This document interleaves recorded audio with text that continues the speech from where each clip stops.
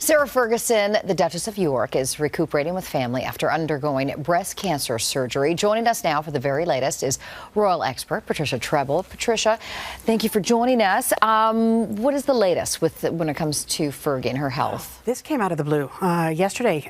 She announced that she has breast cancer. Now, here's the thing. So, early form. She had a mastectomy. She's already home, so she had a few days in hospital, and she says recovering well. Said the prognosis is good. And I think because early. And what she did, she credited her sister because she had a routine mammogram scheduled. She was like, oh, do I want to go into London? Not. And her sister was like, you're going. You're getting the mammogram.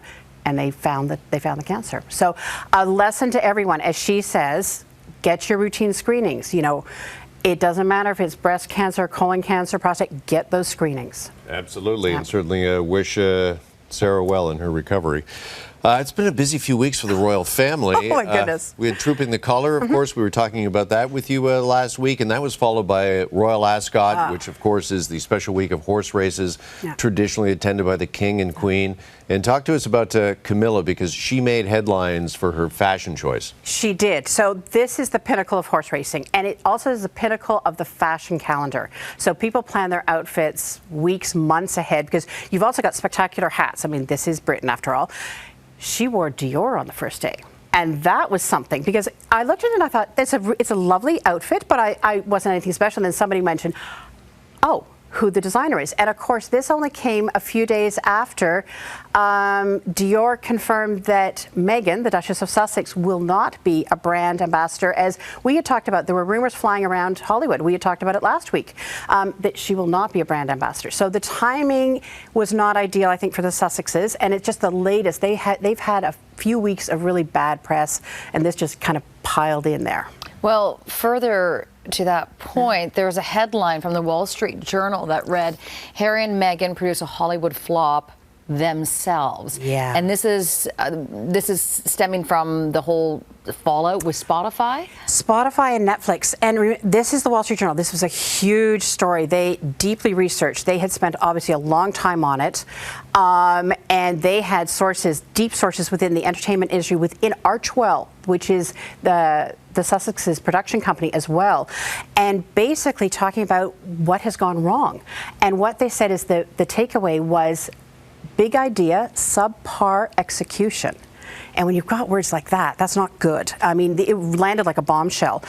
Talking about them not being surprised at how much was involved in actually finishing a productions, the productions that they've been working on, and how much is involved in such high scale. I mean, these are really prominent productions they were working on, and also talking about the fact that they didn't produce much. And people have been talking about this for a long time, like what happened.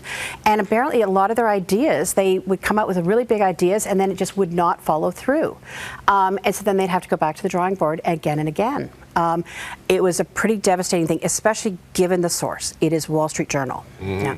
Talk to us, too, about the reports this weekend that Taylor Swift was invited to appear on Meghan Markle's podcast. As a matter of fact, Meghan apparently with a personal invitation in writing to Taylor Swift, but she declined. Exactly. And this was part of the Wall Street Journal story. And it was kind of one of those things that when you're being paid $20 million, you have to produce the highest quality of guests. I mean, you can't just go, just to your friends. So Serena Williams, absolutely massive guest, but also a friend of Meghan's. And so what they really need is they really needed the top echelon of the entertainment industry.